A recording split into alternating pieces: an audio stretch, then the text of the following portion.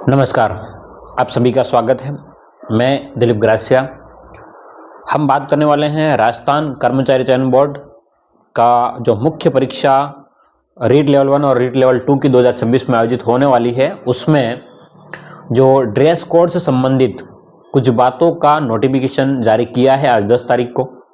तो मैं आपके सामने उन बातों को रखना चाहता हूं ताकि आप उन बातों को ध्यान में रख करके जाएं एग्जाम में, और जो गलतियां पिछली बार में जो विद्यार्थी कर रहे हैं या जिन विद्यार्थियों ने करी है वो गलतियां आप नहीं दोहराएं। सबसे पहले हम बात करेंगे कि भाई एग्जाम कौन कौन सी तारीख को है, ये बात थोड़ा सा क्लियरली देख लें। ठीक है, तो आपका एग्जाम जो शुरू हो रहा है वो सबको पता ही है, 17 तारीख से शुरू हो रहा है। तो 17 तारीख को केवल रीट लेवल 1 वालों का एग्जाम है, जो सामान्य वाले हैं, संस्कृत वाले नहीं। केवल कौन? सामान्य वाले जो हैं रीट लेवल 1 में, उनकी परीक्षा है। रीट लेवल 1 में जो सामान्य वाले हैं, है ना, उसके ऊपर हम लोग बात कर लेते हैं थोड़ा सा कि केवल रीट लेवल 1 के लोग और जो सामान्य वाले हैं उनका एग्जाम है 17 तारीख को। टाइमिंग क्या रहेगी? सुबह 10 से लेकर के दोपहर 12:30 तक इसका एग्जाम का टाइम रहने वाला है। ठीक, उसके बाद में हम बात करें तो फर्स्ट डे जो 18 तारीख को 2 एग्जाम होने वाले, 18 तारीख को 2 एग्जाम होने वाले हैं। एक तो सुबह के समय, सुबह का मतलब 10 से लेकर के 12:30, और शाम के समय यानी कि 3 से लेकर के 5:30 तक 2 एग्जाम होने वाले हैं। एक तो सुबह के समय जो होगा वो साइंस मैथ्स का एग्जाम होने वाला है, यानी कि गणित विज्ञान का। ठीक है, साइंस का विज्ञान का हम लोग कह सकते हैं। ठीक है, एक तो साइंस का रहने वाला है, और अगली बात है आपके पास में एसएस का एग्जाम होने वाला है, सोशल स्टडी का होने वाला है। ठीक है, यहाँ पर साइंस और ये सोशल स्टडी का एग्जाम होने वाला है। इसके बाद में 19 तारीख को आपके 2 एग्जाम हैं, है ना, सुबह के और शाम पे। सुबह यानी कि 10 बजे से लेकर के 12:30, और शाम को मतलब 3 से लेकर के 5:30 तक 2 एग्जाम है। कौन सा? एक तो अंग्रेजी का है, इंग्लिश का है, और अगला है हिंदी का। कौन सी तारीख को? तो 19 तारीख को। 17 को केवल 1 एग्जाम है, 18 और 19 को 2 एग्जाम है। 20 तारीख को आपके 2 एग्जाम रहने वाले हैं, सुबह में और शाम को। तो 20 तारीख को सुबह ही जो संस्कृत शिक्षा का एग्जाम है ना, ठीक है, शिक्षा शास्त्री वाला एग्जाम जो, ठीक है, संस्कृत शिक्षा का एग्जाम है सुबह की पारी में, और शाम की पारी में रीट लेवल 2 संस्कृत का ही परीक्षा होने वाली है। रीट लेवल 2 संस्कृत की एग्जाम होने वाली है शाम के टाइम पे 3 से 5:30 तक। तो ये तो एग्जाम का शेड्यूल जो है वो। अब किन किन बातों का ध्यान में रखना है एग्जाम के समय, उसके ऊपर हम चर्चा करें तो देखिएगा। अगर हम बात करें तो इन्होंने कुछ बातें दे रखी है, ठीक है, तो बस में लटक के नहीं जाना है, लेकिन उसके बाद को छोड़ो, कोई खास बात नहीं है, वो तो जैसे सुविधाएं बनेगी लोग चले जाएंगे, कोई इश्यू नहीं है उसका। तो अब बात करते हैं हम लोग इसकी। ठीक है, अगर आप ध्यान से देखेंगे तो एग्जाम से इन्होंने कहा कि भाई आपको 2 घंटे से परीक्षा समय से 2 घंटे पहले अपनी उपस्थिति दे देना है। ठीक है, पहली बात, एग्जाम जैसे मान लो 10 बजे हैं तो आपको 8 बजे एग्जाम सेंटर पर पहुंच जाना है। 8 बजे पहुंच के क्या करोगे? आपकी तलाशी ली जाएगी, आपको तलाशी देनी है, सीधी सी बात ये है। ठीक है, क्योंकि सर्दी का समय है तो आप स्वेटर वगैरह सब पहन के जाएंगे, तो उस समय कुछ गाइडलाइन और उन्होंने जारी किया है, तो आपको 8 बजे तक पहुंच जाना है, ताकि वो इजीली 8 से लेकर के 9 और 10 बजे तक इजीली जांच कर ले। हाँ, उन्होंने एक बात और बोली जो अंडरलाइन करके बोला कि भाई ठीक 1 घंटे पूर्व परीक्षा केंद्र प्रवेश द्वार बंद कर दिया जाएगा। ये ध्यान रखना कि 1 घंटा ठीक पहले दरवाजा क्या कर दिया जाएगा? बंद कर दिया जाएगा। इस बात को बिल्कुल भी आप हल्के में ना ले, दरवाजा बंद कर देंगे। पिछली बार में शिक्षा मंत्री ने खुद कह दिया था कि भाई मेरी भतीजी हो तो भी क्या हो गया, दरवाजा बंद तो बंद होगा। तो ये बात ध्यान रखिएगा, आपको क्या करना है कि 1 घंटा पहले, जैसे कि मान लो 10 बजे एग्जाम है तो 9 बजे के बाद में आपको एंट्री नहीं मिलेगी। आप फिर कितना भी रो लेंगे नहीं, तो आप पहले से अपनी व्यवस्थाएं कर लें। ठीक है, इन्होंने कहा परीक्षा केंद्र में प्रवेश नहीं दिया जाएगा, इन्होंने क्लियर बोल दिया। अब क्या क्या लेकर के जाना है, ठीक है, पहुंचना कब है ये तो क्लियर हो गया। अब क्या क्या लेकर के जाना है उसकी बात करें तो इन्होंने कहा कि परीक्षा केंद्र पर अपना प्रोविजनल ई प्रवेश पत्र लेकर के जाना है, एक बात। ठीक है, एक तो ई प्रवेश पत्र होना चाहिए। उसके बाद में क्या होना चाहिए? इन्होंने कहा कि एक मूल फोटो युक्त पहचान पत्र। ठीक है, मूल फोटो युक्त पहचान पत्र। अब ये आधार कार्ड से पहचान की जाएगी, आधार कार्ड से जन्म तिथि, आधार कार्ड से जन्म तिथि का अंकन होना आवश्यक है ना। अब ये पहचान पत्र अब क्या होना चाहिए? 2 आधार कार्ड, मतलब आपको आधार कार्ड लेकर के जाना है। कुल मिलाकर के कहने का मतलब ये कि आधार कार्ड लेकर के जाना। एक तो प्रवेश पत्र के साथ में क्या है कि मूल फोटो युक्त क्या आधार कार्ड। अब आधार कार्ड में क्या होना चाहिए, आपकी जन्म तारीख उसमें लिखी हुई होनी चाहिए, ठीक है, जन्म तारीख अंकन होना चाहिए। विशेष परिस्थिति में ही क्या कह रहे हैं कि PAN card, passport, driving licence, मतदाता पहचान पत्र, सब इनमें से मिलान किया जाएगा। लेकिन मेन जो है आपको डॉक्यूमेंट 2 लेके जाना है, एक तो प्रवेश पत्र, एक तो क्या प्रवेश पत्र प्लस में आधार कार्ड, ठीक है। अगर आधार कार्ड नहीं है ना किसी भी कारणवश, तो फिर आप दूसरे पे जाएंगे, लेकिन आपको फिर वो प्रॉब्लम का सामना करना पड़ेगा, ठीक है। प्रवेश पत्र और आधार कार्ड, उसके बाद अंदर जो लिखा हम लोग बात करते हैं, ठीक है।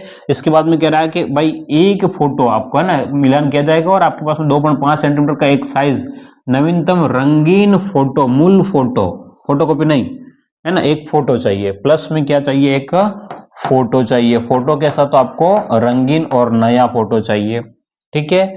जो क्या कह रहा है कि जो 1 माह से पुराना नहीं हो, मतलब नया चाहिए। फोटो कैसा चाहिए आपको, नया वाला फोटो होना चाहिए। उसके बाद में आपको क्या चाहिए, फोटोग्राफ जांच की जाएगी, नीले रंग का शाही है ना। और अगला चाहिए आपको पास में पेन। पेन कैसा, तो नीला पेन चाहिए। कैसा, नीला रंग का, और नीला कैसा, पारदर्शी पेन चाहिए। इस पूरी लाइन में हमको ये बातें समझ में आ जानी चाहिए, ठीक है। ये बातें आपको ध्यान में रखनी। क्या रखनी है, एक तो 1 घंटे पहले दरवाजा बंद हो जाएगा, इस पूरी लाइन में ये लिखा है 1 घंटे पहले दरवाजा बंद हो जाएगा। दूसरा, आपको प्रवेश पत्र लेकर के जाना है, प्रवेश पत्र के साथ में आधार कार्ड चाहिए। आधार कार्ड नहीं है तो पैन कार्ड वगैरह सब आप मैनेज कर सकते हो, लेकिन थोड़ा सा दिक्कत आएगी आपको। जन्म तारीख उसमें होनी चाहिए जिस भी डॉक्यूमेंट में। इसके बाद में फोटो चाहिए, वो भी नया, 1 महीना पुराना नहीं चाहिए, 1 महीने से ज्यादा पुराना नहीं होना चाहिए। पेन नीले रंग की शाही वाला चाहिए, और वो भी क्या चाहिए, उनको पारदर्शी चाहिए, ठीक है। बस इतना आपके पास में।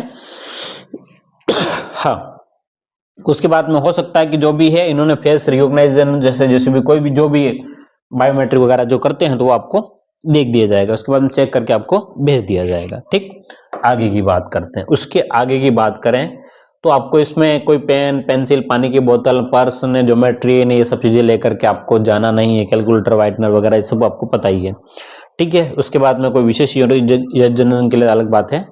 हाँ, प्रमाण पत्र, अभ्यर्थी सूचक, वो तो चलो ठीक है, आपके काम की बात नहीं है इसमें, एक मतलब सामान्य के लिए नहीं है, ठीक। और उसके बाद में जो ध्यान में रखना है वो क्या है कि गोले ढंग से भरने हैं, ठीक है। कार्बन कॉपी को स्पष्ट प्रभाव पर आ जाए वैसे आपको गोले भरने, ये भी खुद कह रहे हैं, ठीक है। गोले भरने वगैरह आपको कह रहा है वो तो आपको पता ही है, आपको जानकारी है। अब इन्होंने ड्रेस कोड की बात करी, इसके ऊपर चर्चा कर लेते थोड़ा सा कि आपको क्या क्या करना है, क्या नहीं करना। आप अच्छे से पढ़ के जाए, है ना, क्योंकि आप लोग इतने पढ़ने में मस्त रहते हैं कि कभी कभार क्या होता है कि हम लोग जो चीजें चाहिए वो भी हम लोग करके नहीं जा पाते। तो इन्होंने क्या क्या बातें बोली है उनको ध्यान में रखिएगा। क्या बात बोला है इसने कि पुरुष जो होता है, आदमी जो है, पुरुष अभ्यर्थी पूरी और आधी आस्तीन, पूरी आस्तीन के भी पहन सकते हैं और आधी आस्तीन के भी पहन सकते हैं।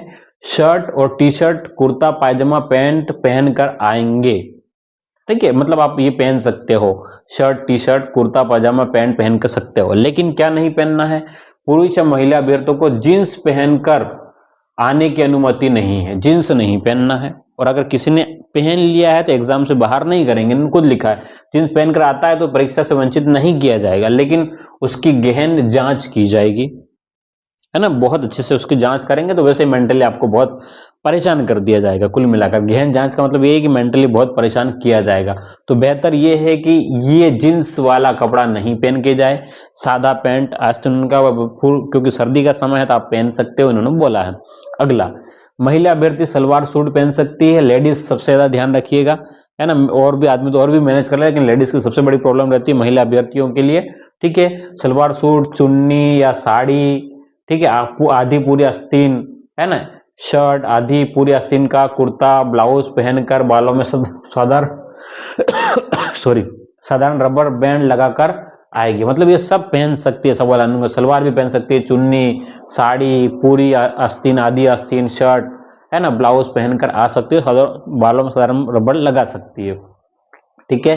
हाँ, इसे लगा सकते हो, कोई बहुत रोक टोक नहीं है इसमें, ठीक है। अब अगला, सर्दी का मौसम है तो अभ्यर्थी कोट, स्वेटर, पूरी बाहों की गर्म जर्सी, है ना, ये सब मेटल और ये बटन नहीं होने चाहिए, बड़े बटन नहीं होने चाहिए। बस स्वेटर पहनो, जैसे मेरे पास पहना हुआ है लेकिन उसमें बटन नहीं है, एक भी बटन नहीं है तो मैं पहन सकता हूँ, ठीक है। बस एक तो मेटल नहीं होना, मेटल का मतलब धातु नहीं होना चाहिए और बड़े बटन नहीं होना चाहिए, ठीक है। और लेकिन अभ्यर्थी को आवश्यकता पड़ने पर जांच करवाई जा सकती है, ये बात ध्यान रखें। आप पहन के जा सकते हो लेकिन आपको जांच करवाई जा सकती है, ठीक है। हाँ, लेकिन परीक्षार्थी को कांच की चूड़ियां पहनने की अनुमति नहीं है। चूड़ियां मतलब पहन का नहीं जाना है कुल मिलाकर के, ठीक है। इसके बाद में इधर आप देखेंगे तो घड़ी वगैरह नहीं होनी चाहिए, स्मार्ट वॉच, ब्लूटूथ, तो है ना, ये किसी प्रकार का कोई भी चीज ब्लूटूथ और डिवाइस कुछ भी ऐसा नहीं होना चाहिए, ठीक है। उसके बाद में अगर आप देखेंगे तो इन्होंने और बातें लिखी कि भाई आप सादा, यहाँ देखेंगे कुछ धार्मिक चीजें कुछ वो बीच में निकल के आई थी कि भाई किसी को जनेऊ वगैरह उतारा गया था, तो उस चीज के ऊपर थोड़ा इन्होंने थोड़ा सा काम किया है इस बार। इन्होंने बोला कि भाई कोई सादा कलावा पहन के जा सकता है, कोई रोक टोक नहीं है, लेकिन सादा होना चाहिए, कुछ उसमें धातु वगैरह नहीं होना चाहिए। जनेऊ अपन पहन सकते हैं, जो भी भाई पहनते हैं पहन सकते हैं, बिल्कुल निश्चित रूप से पहन सकते हैं, ठीक है। उसमें लिखा हुआ है जिसमें किसी भी प्रकार का मेटल नहीं होना चाहिए। बस पहनने के लिए सब कुछ है लेकिन मेटल उसमें नहीं होना चाहिए, है ना। आप जो जिसमें जो भी आपके धार्मिक क्या कह सकते हैं हम लोग, रिचुअल्स जो है ना, हमारे जो भी है उसमें कोई रोक टोक नहीं है। गवर्नमेंट की तरफ से ये बहुत बढ़िया बात हो गई है, लेकिन पहनने में आपको ध्यान में रखना उसमें धातु किसी भी प्रकार का ताबीज वगैरह लोग पहन के चले जाते हैं ना, वो चीज नहीं होना चाहिए, वो थोड़ा ध्यान रखिएगा। हाँ, हवाई चप्पल, स्लीपर वगैरह, सैंडल, जूते, मोजे सभी छोटे टखने तक पहन कर जा सकने की अनुमति होगी। सर्दी का मौसम है तो अनुमति है, लेकिन क्या नहीं होगी आपको ध्यान रखने को, वेशभूषा में बड़ा बटन नहीं होना चाहिए, मेटल का बटन नहीं होना चाहिए, किसी भी प्रकार का ब्रॉन्ज, जनाव, है ना, जड़ाव पिन, ठीक है, बेंच या फूल आदि लगा करके अनुमति नहीं है, ठीक है। इसके बाद में और आगे इन्होंने और कुछ लिखा, गृह विभाग और इनके द्वारा 4/12/2019 के अनुसार कि सिख धर्म के अभ्यर्थियों को कड़ा, सिख धर्म वाले ना, कृपाण, पगड़ी आदि धर्म प्रति को धारण करने की परीक्षा में शामिल होने की अनुमति दी जाए, किंतु कृपाण साइज क्या होनी चाहिए, छोटी होनी चाहिए, और इन बातों को बोल दिया इन्होंने, ठीक है। बाकी परीक्षार्थी किसी प्रकार की घड़ी, धूप, बेल्ट और ये सब चीजें नहीं पहन के जाए, ब्लेजर पहन करके परीक्षा में शामिल नहीं हो सकते हैं, बाकी मेटल चेन वगैरह नहीं पहन सकते हैं। तो आपको समझ में आ गया होगा कि सर्दी से बचने के लिए गवर्नमेंट ने पूरा प्रयास किया कि भाई सर्दी में दिक्कत ना हो, लेकिन आपको थोड़ा सा आपको ध्यान में रखना पड़ेगा कि क्या क्या बातों को आपको फॉलो करना है। जबरदस्ती आप अपने आप में उलझे नहीं, है ना, और जानबूझ करके गलत मंशा से इन चीजों को लेकर के नहीं जाना है, इन्होंने किया रखा है, ठीक है। हाँ, अगला कि किसी वस्तु को पहनकर आने में ड्रेस कोड में शामिल होने के संबंध में संदेह विवाद हो तो इस प्रकार संबंध केंद्र पर जुड़े केंद्राधीश का निर्णय मान्य होगा। फाइनली जो केंद्राधीश जो रहेगा उसका निर्णय मान्य रहेगा। मतलब कुल मिलाकर के फालतू के लफड़े में नहीं फंसना है, कुल मिलाकर के ये कहने का मतलब है, ठीक है। उसके बाद में बाकी सब चीजों आपको ध्यान में रखना ही है ना। तो ये सूचना थी आपके लिए, थोड़ा सा आप ध्यान में रखिए क्योंकि ये हर बार गलतियां करते हैं और हर बार गड़बड़ी करते हैं, ठीक है। तो उम्मीद करता हूँ आपको सारी बातें समझ में आ गई होगी। फिर मिलते हैं अगली क्लास में। Thank you.